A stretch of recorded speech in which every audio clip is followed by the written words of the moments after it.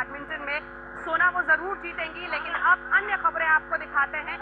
उत्तर प्रदेश में, बिहार में बाढ़ का कहर, जल सैलाब जो है वो कैसे लोगों को परेशान कर रहा है। अलग अलग जगहों पर लोग फंसे हुए हैं, परेशानियों का कैसे सामना करना पड़ रहा है। गंगा नदी, घाघरा नदी उफान पर है, देखिए। दोनों नदियों में तेज उफान आने की वजह से इलाहाबाद के ज्यादातर इलाके जलमग्न हो चुके हैं। जीवनदायिनी गंगा की लहरें विकराल रूप ले चुकी हैं। जहां तक नजर डालिए बस पानी ही पानी।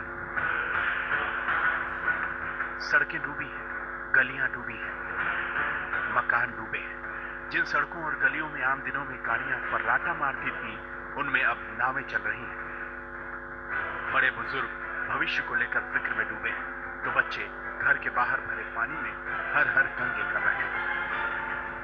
गंगा का जल स्तर हर घंटे 8 सेंटीमीटर की रफ्तार से बढ़ रहा है। गंगा खतरे के निशान से महज 34 सेंटीमीटर दूर रह गई है। और उसका असर क्या हुआ है, आप इन तस्वीरों में देख सकते हैं। इलाहाबाद गंगा तट पर प्रसिद्ध हनुमान जी का मंदिर भी डूबा हुआ है। इस मंदिर में लेटे हुए हनुमान जी की मूर्ति है। मूर्ति डूबी हुई है। पंडित पुजारी मंदिर की पहली मंजिल पर शरण लिए हुए हैं। गंगा भी तेज हवा के चलते ऊंची ऊंची लहरें उठ रही हैं और दहशत के मारे लोगों का दिल बैठा जा रहा है। हर चीज की परेशानी है, एक एक चीज की नहीं, हर चीज की। यहाँ तक कि नमक भी यहाँ मिलना मुहाल है। अपना घर तो घर ही होता है। अब यहाँ पे हम लोग स्कूल में बसे हुए हैं। सामान सब ले आए, स्कूल में रख दिया गया है। अब यही एक सहारा है, बाकी इधर तो पानी घुसा हुआ है सब जगह। गंगा की लहरों से इलाहाबाद के पड़ोसी जिले मिर्जापुर में भी तबाही मची हुई है। गंगा खतरे के निशान से महज कुछ सेंटीमीटर कम है। गंगा की लहरों का कहर झेल रहे चील इलाके के कई गांवों में बाढ़ का पानी घुस चुका है। घर बार, खेत खलिहान सब डूबे हुए हैं। लोग जान बचाने के लिए अपने घरों से सामान निकालकर सुरक्षित ठिकानों पर जा रहे हैं।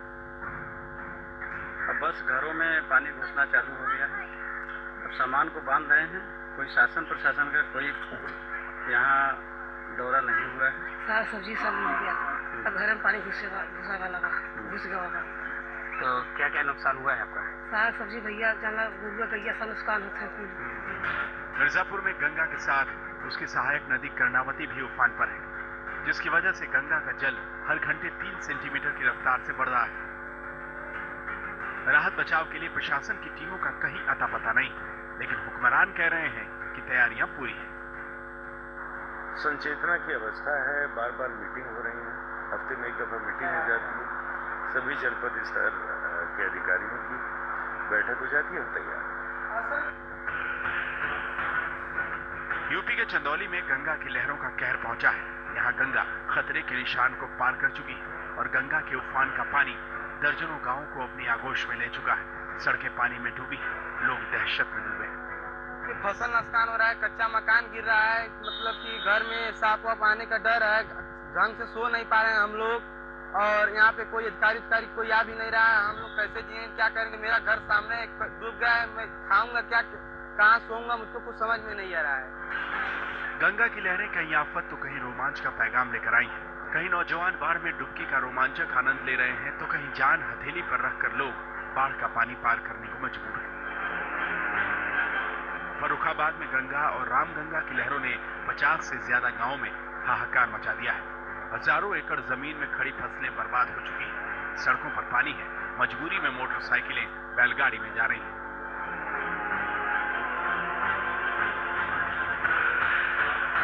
घाघरा नदी भी खतरे के निशान से ऊपर है।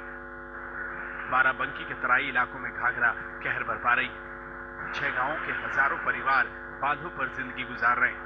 एक तरफ बाढ़ का कहर, तो दूसरी तरफ इन लोगों पर संक्रामक रोगों की बीमार पड़ी है। राहत का दूर दूर तक कोई नामो निशान नहीं है। बाराबंकी में रेहान मुस्तफा, फर्रुखाबाद में फिरोज खान, इलाहाबाद में विमल श्रीवास्तव, मिर्जापुर से सुरेश सिंह के साथ उदय गुप्ता, चंदौली, आज तक। उत्तर प्रदेश के बाद आइए आपको बिहार और झारखंड दिखाते हैं। गंगा नदी, सोन नदी सब उफान पर है। गांव के गांव यहाँ पर डूब रहे हैं जल सैलाब की वजह से। देखिए,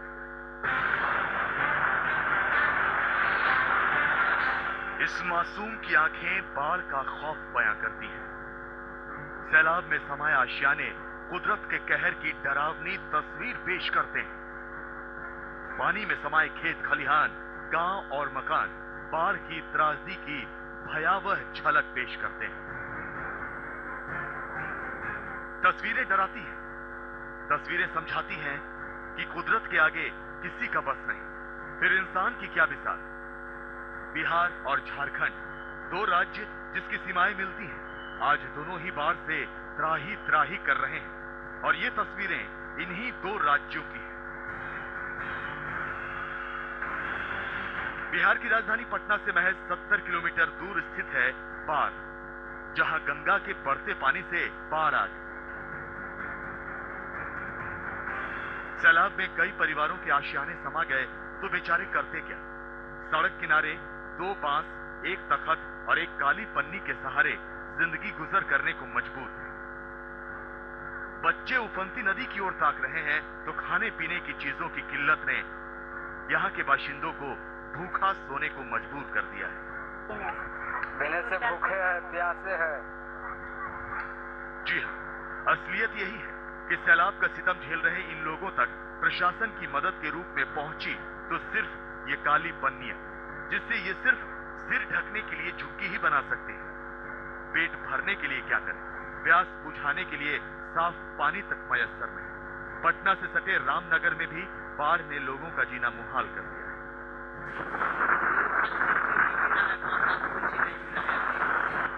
तो हालात पटना के भी कुछ ज्यादा अच्छे नहीं। गंगा की उफनती लहरें शहर में घुसने को आमादा है। देखिए कैसे पटना का गांधी घाट पूरी तरह जल समाधि ले चुका है। सीढ़ियां नजर नहीं आती, दिखती है तो सिर्फ चेतावनियां कि आगे जाना मना है। हम अभी मौजूद हैं पटना के गांधी घाट पे और यहाँ पर आप देख सकते हैं कितना विकराल रूप है गंगा का। तेज धाराएं चल रही हैं और जो ये घाट है, मैं बता दूं कि घाट पूरी तरह से डूब चुका है। ये यहाँ पर प्रशासन की तरफ से चेतावनी भी लगाई गई है कि कोई भी नदी में न जाए, तैरे नहीं। पटना से ही सटे आरा की तस्वीरें भी देखिए, जहां तक नजर जाती है सिर्फ पानी ही पानी। सैलाब में समाने से बची हुई जमीन पर इंसान जिंदगी की जद्दोजहद करता दिखता है। कच्चे घरों की सिर्फ छत दिखती है और जहां पहले जमीन थी वहां अब सैलाब है तो नावें नजर आती। लोग घर बार छोड़कर सुरक्षित ठिकानों की ओर जा रहे हैं।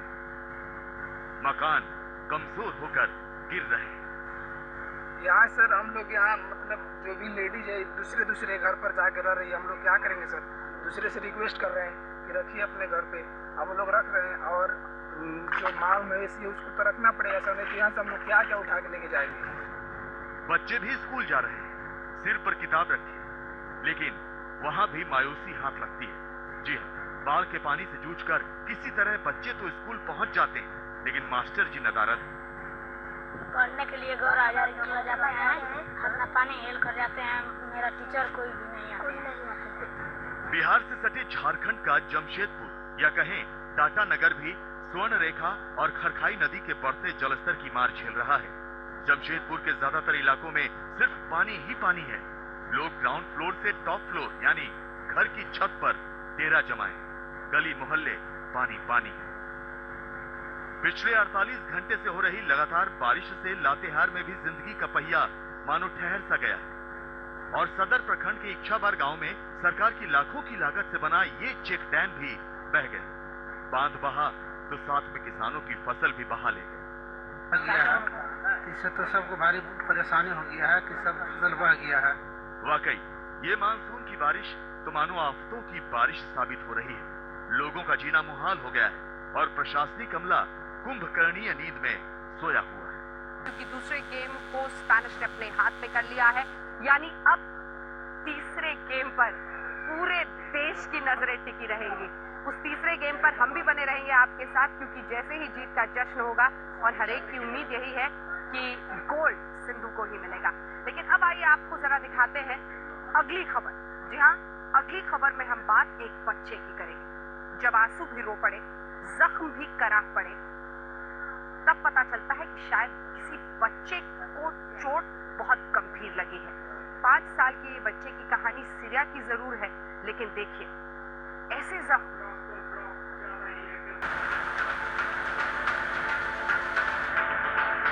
सिर्फ 20 सेकंड के लिए दिल थाम कर बस इन तस्वीरों को देखिए।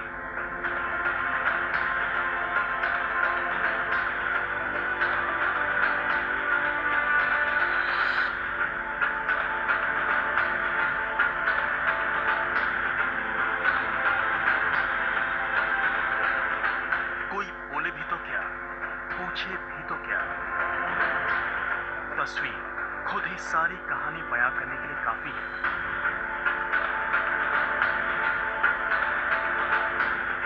खून और मिट्टी से सने 5 साल के इस मासूम चेहरे में हर किसी को अपने दिल का टुकड़ा दिख रहा है।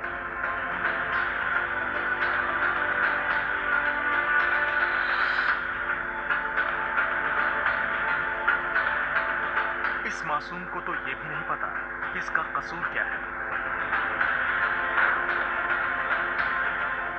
अचानक इसके घर पर रूसी सेना का बम क्यों गिरा?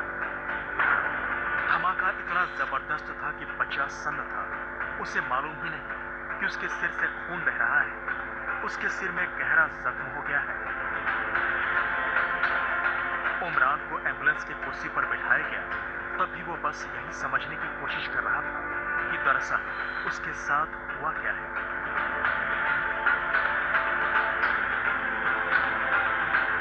इसी दौरान उसका हाथ माथे पर लगी एक चोट की तरफ जाता है और फिर जैसे ही उसने अपने हाथ पर लगा खून देखा तो सकपका गया और अपनी खून से सनी उंगलियां धीरे से कुर्सी से पोंछ लेता है और सहमा सा बैठ जाता है। किसका दिल इन तस्वीरों को देखकर नहीं पसीजेगा? कौन नहीं इस बच्चे को गोद में उठाकर कुछ करना चाहेगा? किसे उन सत्ता के भूखों पर गुस्सा नहीं आएगा जिनके लिए मासूमों पर बम बरसाना रोज की बात हो चुकी है। और आपको अब ये भी बता दें कि उमरान अकेला नहीं है। यहीं इसी एम्बुलेंस में इन बच्चों की हालत भी देख लीजिए। जो डॉक्टर उमरान का इलाज कर रहे थे, उन्होंने बताया कि 2 घंटे तक इलाज के बाद उमरान को चोटों का एहसास हुआ और फिर वो देर तक रोया। हालांकि उसके घाव गहरे नहीं थे। अस्पताल से उसे छुट्टी दे दी गई और अब वो अपने परिवार के साथ महफूज है, शायद अगले हमले तक। सीरिया में 5 साल से जारी गृह युद्ध का सच दिखाने वाली ये कोई पहली तस्वीर नहीं है। ऐसे हमलों में बच्चों का शिकार होना आम है। इससे पहले दुनिया ने सीरिया के नन्हे से ऐलान कुर्दी का समंदर किनारे पड़ा शव भी देखा था।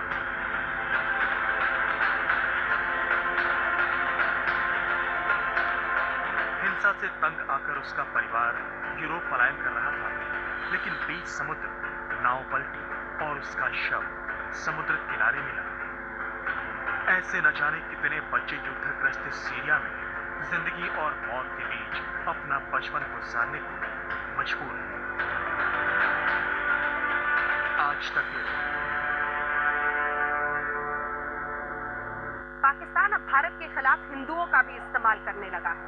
इस बार जासूस जो पाकिस्तान की तरफ से भेजा गया वो एक हिंदू है। 4 महीने से राजस्थान में सरहदी इलाके पर ये हिंदू जासूस भारत के खिलाफ जासूसी कर रहा था। राजस्थान पुलिस के हत्थे चढ़ा ये वो शख्स है जिसकी आड़ में पाकिस्तान ने नई साजिश की है।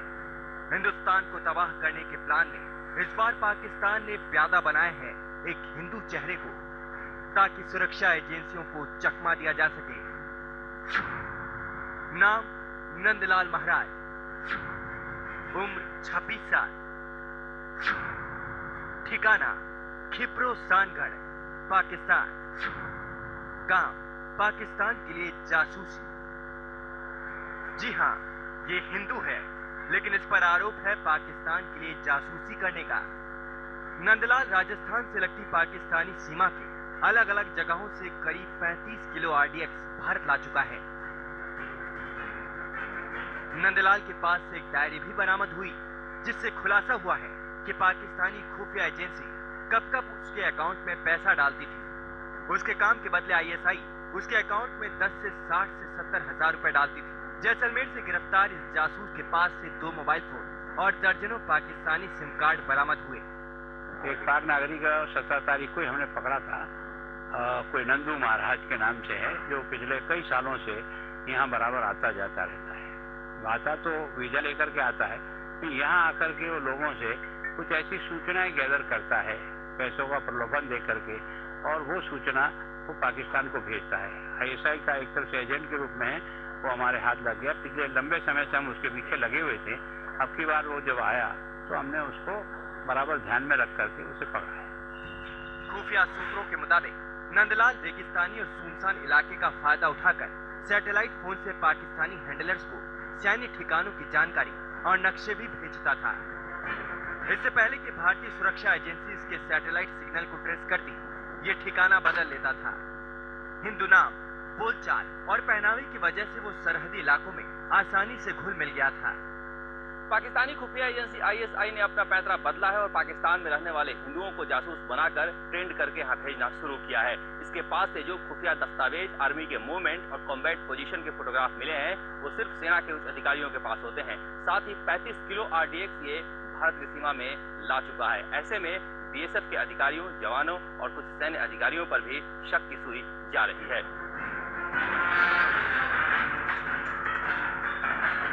खुफिया सूत्रों के मुताबिक RDX के साथ नंदलाल की गिरफ्तारी के बाद उसके 6 से 7 साथी फरार हो गए। सुरक्षा एजेंसी ने पकड़ने की कोशिश में लगी है। कई सुरक्षा अधिकारी भी राडार में हैं। सूत्रों के मुताबिक नंदलाल 4 महीने से जासूसी कर रहा था और इस दौरान वो करीब 72 लोगों के संपर्क में रहा। नंदलाल पाकिस्तान में टेक्सटाइल शोरूम चलाता था। उसकी हर महीने की आमदनी करीब 1 लाख थी, लेकिन ISI के झांसे में फंसकर वो जासूस बन गया। उदयपुर से प्रताप सिंह राठौर और जयपुर से विमल भाटिया के साथ शरद कुमार, आज तक। ये खबर आपको गुजरात की दिखाते हैं। गुजरात के वलसाड में कैसे नशे में धुत एक लड़की ने पुलिस के छक्के छोड़ा दिए, देखिए।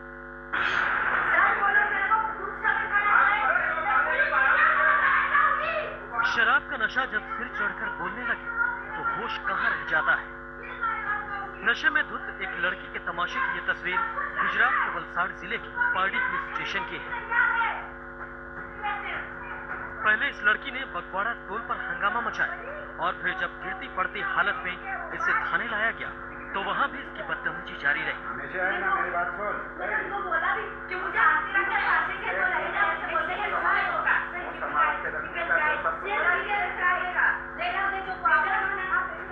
नशे की हालत में इस लड़की ने पुलिस वालों को जो कुछ बताया और उसके मुसाफिर राखी की छुट्टी पर इसने और इसके 3 दोस्तों ने दमन में मस्ती करने का प्लान बनाया था।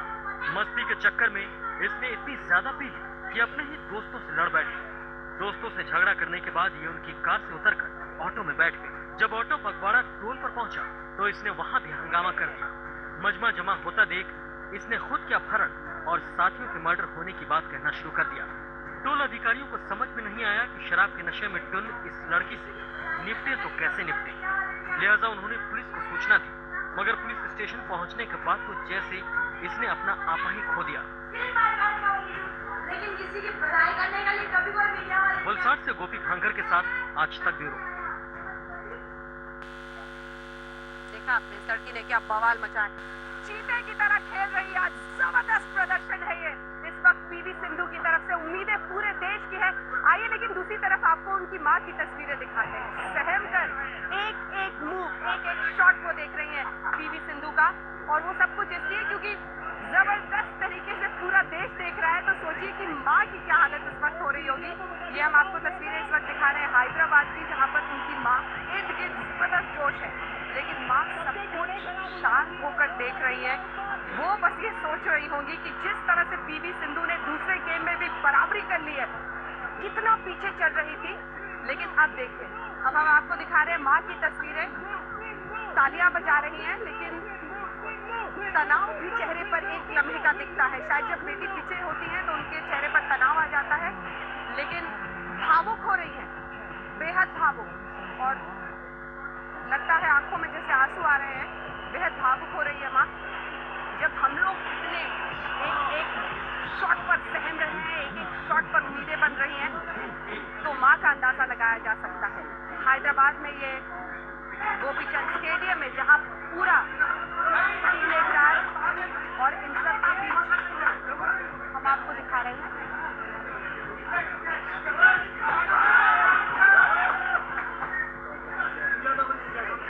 और जिस तरह की जानकारी लग रही है उसके मुताबिक पैर में चोट की खबरें कुछ आ रही हैं अभी। हालांकि हम आपको दिखा रहे हैं इस वक्त तस्वीरें हैदराबाद की, जहां पर उनकी मां और पूरा परिवार उनको उनके मैच को देख रहा है। कविता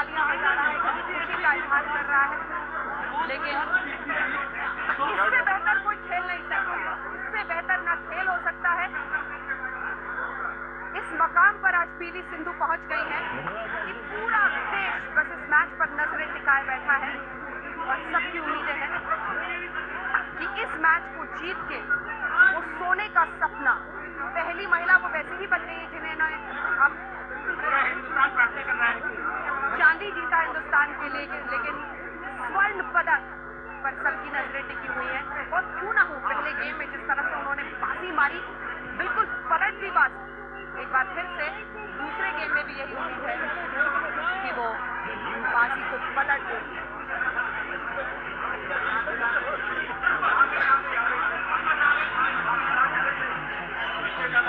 ये हैदराबाद की तस्वीर हम आपको दिखा रहे हैं, जहां पर एक ब्रेक ले लो यार। अब हम आपको जरा कनॉट प्लेस की तस्वीरें दिखाते हैं। सेंट्रल पार्क, कनॉट प्लेस, जहां पर लोग इस वक्त एकाग्र होकर मैच को देख रहे हैं। आप अंदाजा लगाइए किस तरह से नेहा, क्योंकि अब तो दूसरे गेम में भी वो नेक टू नेक पहुंच गई हैं और यहीं से पिछली बार उन्होंने ऐसी बाजी मारी थी कि आगे निकल गई थी।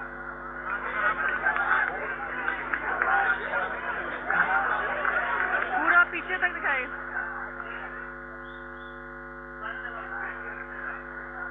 ये हम आपको कनॉट प्लेस की तस्वीरें दिखा रहे हैं। देखिए सब विक्ट्री साइन दिखा रहे हैं, क्योंकि जैसे जैसे पॉइंट्स का डिफरेंस कम हो रहा था,